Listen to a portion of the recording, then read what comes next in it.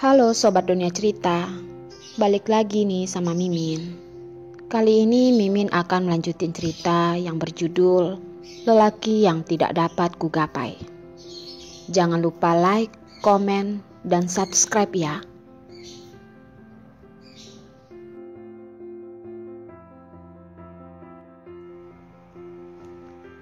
Darlene terburu-buru ingin pulang. Derek duduk dengan tenang di depan jendela untuk menunggunya. Dia tahu, ia telah melihat bayangannya. Dengan senang melompat dan berlari ke arah Darlene. "Ibu, kamu sudah pulang?" Sekejap, Darlene menangkap badan kecilnya, berkata dengan khawatir. "Derek, tubuhmu belum sembuh total. Jangan berlari." "Ibu, apakah aku boleh pergi ke sekolah?" Derek memasukkan kepalanya ke dalam pelukannya, berkata dengan penuh rasa bosan. Darlene baru teringat Derek sudah lama tidak ke TK. Setiap hari sendirian di rumah. Apalagi ia tidak bisa selalu menemaninya di sampingnya. Untuk jangka waktu yang lama, hal ini tidaklah baik. Anak-anak harus berhubungan dengan banyak teman-teman sebaya baru baik. Tetapi Darlene telah mengabaikan satu hal ini. "Derek, tunggu tubuhmu sudah sembuh baru ibu bawa ke TK ya." "Baik, Bu." "Ibu, kalau begitu menurutmu kapan aku dapat sembuh?" "Apakah tidak akan sembuh? Berarti ia harus berada di rumah terus. Pasti akan sangat membosankan." Darlene dengan suara serak berkata, "Tunggu 1 minggu lagi bagaimana?" Setelah menunggu hasil pengecekan dokter selanjutnya dan mengatakan bahwa kamu sudah sembuh, maka kamu boleh pergi ke TK. Tetapi kamu harus patuh pada ibu ya, tidak boleh berlarian. "Ibu, jangan khawatir, Derek pasti akan menjadi anak yang patuh." Dengan kuat menganggukkan kepala, Darlene mengelus rambutnya, tersenyum dan berkata, ia percaya dengan perkataan Derek. "Ibu, kenapa kakimu berdarah?" Derek tidak sengaja melihat di bagian belakang kaki ibunya sedang mengalirkan darah. Darlene melihat sekilas dengan tenang, berpura-pura tidak ada yang terjadi, dan berkata, "Tidak apa-apa, tadi mungkin ibu tidak sengaja terkena sesuatu. Kamu tunggu di sini sebentar, ibu ke atas untuk ganti baju sebentar." Dia tidak suka aroma pria yang sesuka hati itu. Bahkan kaki yang terluka pun telah mati rasa.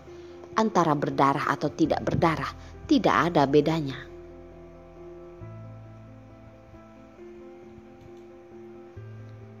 Dia telah pulang.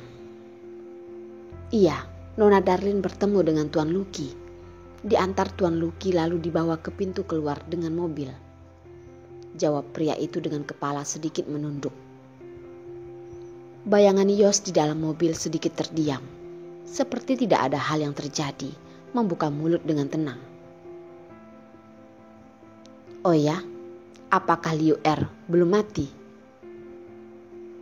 "Belum. Masih melakukan pengobatan di rumah sakit." Pria itu tidak mengerti maksud dari perkataan Yos. Ia menjawab dengan jujur. Jari telunjuk Yos yang panjang mengetuk paha. Dengan nada bicara tenang berkata,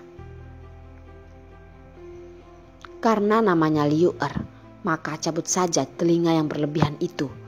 Anggap saja sebagai imbalan bagi Tuan Lucky." Baik Tuan pengacara Yos." Pria itu berkata dengan terbata-bata dan menelan air ludah. Jane mendengar kabar bahwa Darlene telah pulang dari luar negeri, memukul meja dengan kesal. Beraninya wanita murahan itu kembali, sungguh tidak memasukkan peringatanku ke dalam hatinya.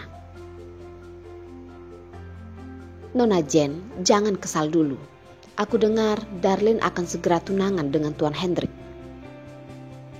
Orang yang melapor itu adalah detektif yang selalu mengawasi Darlin. Tatapan Jen sedikit terdiam, melihatnya dengan suram. Apa katamu? Dia sudah mau tunangan dengan Hendrik? Iya, jawab detektif menganggukkan kepala. Tatapan Jen terlintas sesuatu.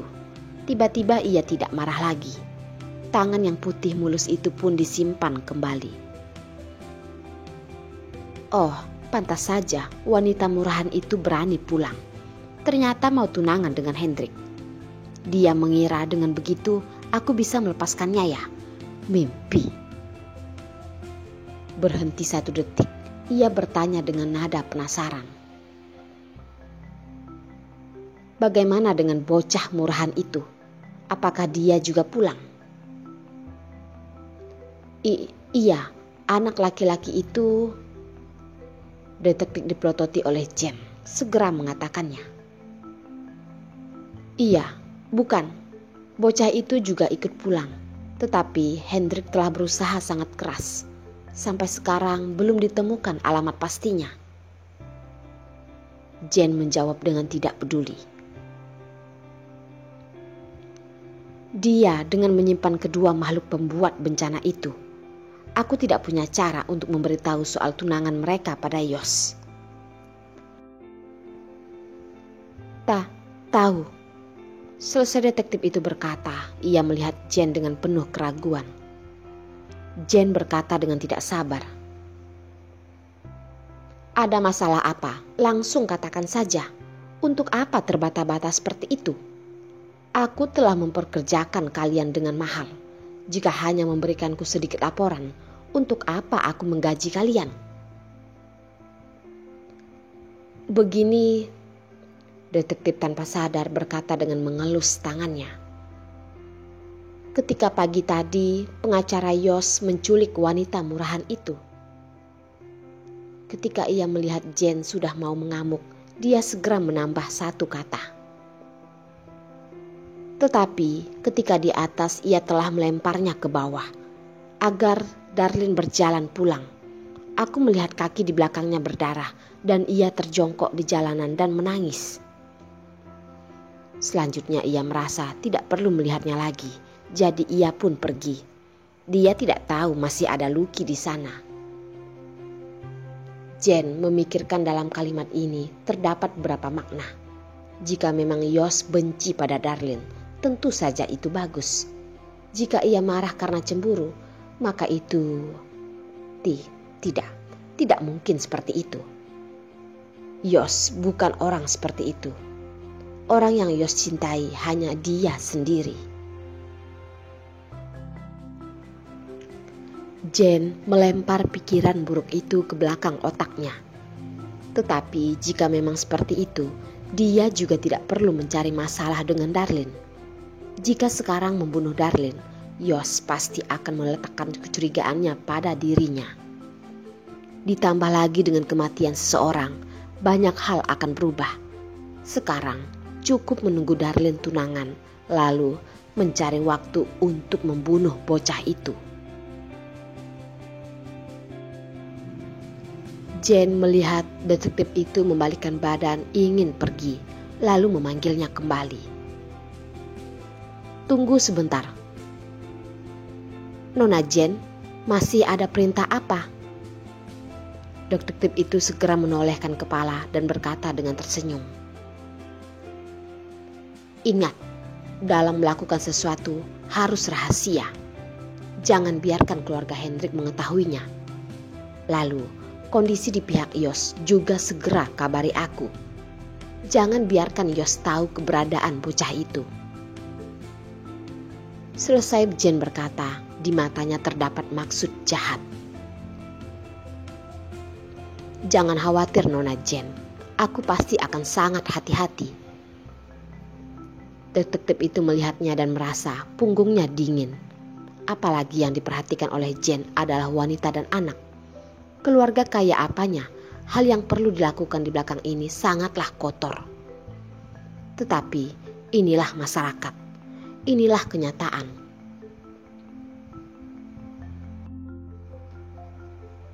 Hendrik kembali ke rumah. Melihat Darlene duduk di samping Derek, menemaninya dengan tenang membaca buku. Kresek. Hendrik memikirkan apa, juga melakukan apa.